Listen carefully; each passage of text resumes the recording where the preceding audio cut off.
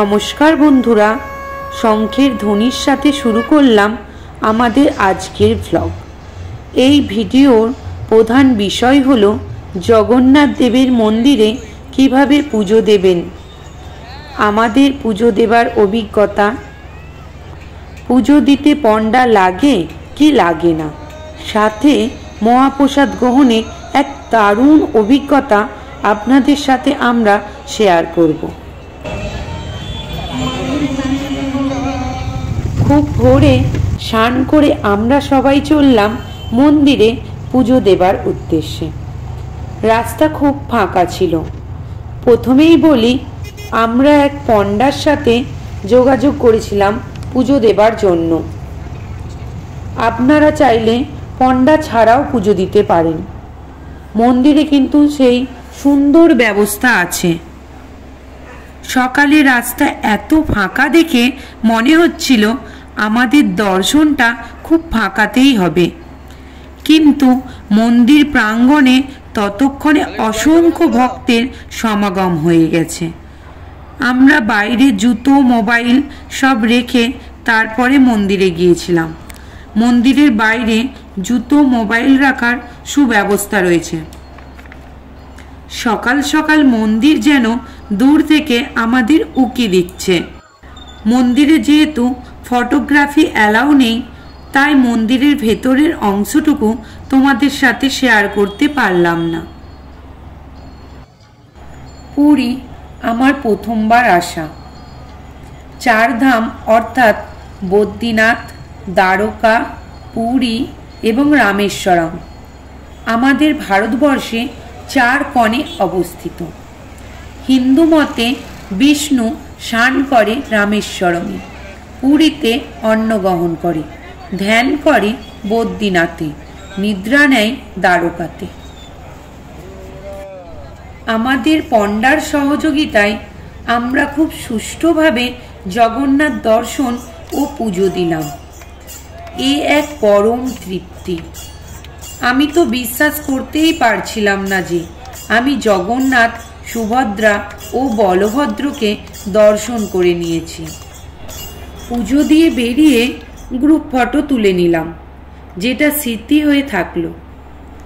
পুরীতে এসেছি আর পুরীর মহাপ্রসাদ গ্রহণ করব না, তাই কখনো হয়? এখন কথা হলো কিভাবে ও সহজে মহাপ্রসাদ পাওয়া যাবে। আমরা আমাদের পণ্ডাকেই বলেছিলাম এই মহাপ্রসাদের ব্যবস্থা করে দিতে। উনি আমাদের খুব যত্ন করে আমরা যেই হোটেলে ছিলাম সেখানে প্রসাদ দিয়ে যায়।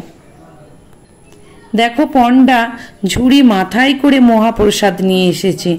দেখে একটা অন্যরকম অনুভূতি হচ্ছে, মহাপ্রসাদ মাথায় করে, কি অপরূপ সুন্দর দেখতে লাগছে।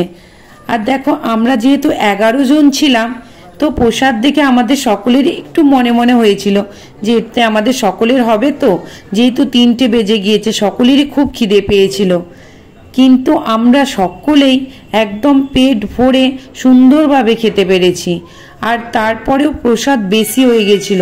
আমরা সেই প্রসাদ ওই হোটেলের স্টাফকে দিয়ে এসেছি, কিছুটা আমরা বাড়ির জন্য নিয়েও এসেছিলাম। আর দেখো, আমাদেরকে পুরোহিত মশাই বলে দিয়েছিল যে প্রসাদ যেন খাটে বসে না খাওয়া হয়। হোটেলে খেতে পারো, কিন্তু মেঝেতে বসে খেতে। তাই আমরা সকলে মেঝেতে বসেই খেয়েছিলাম। আর আমরা 11 জন ছিলাম, খুব আনন্দ করে ঠাকুরের প্রসাদ একদম ভক্তি সহকারে সকলেই খেয়েছি আমরা। আমি যেহেতু পুরী এই প্রথমবার গিয়েছি, আমি এর আগে এইরকম দেখিনি। সত্যি দেখে আমার যে কি ভালো লেগেছে আমি সেটা বোঝাতে পারবো না। সেটা আমার একটা নিজস্ব অনুভূতি। আর আমাদের যে পণ্ডা ছিল, সত্যি উনি খুবই ভালো মানুষ হিসেবে। আমাদেরকে খুব সুন্দরভাবে সব কিছু দেখিয়ে বুঝিয়ে একদম সুন্দরভাবে দেখিয়ে দিয়েছিল। যেহেতু আমরা প্রথমবার গিয়েছি, আমাদের কোনো কিছু বুঝতে অসুবিধেই হয়নি। উনি এত সুন্দরভাবে বলেছিল।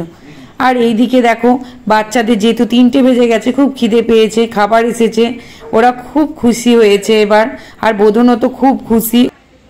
দেখো, প্রসাদ রাখার জন্য আমরা একটা পেপার পেতে দিয়েছিলাম, পেপারের ওপরে প্রসাদটা রাখা ছিল।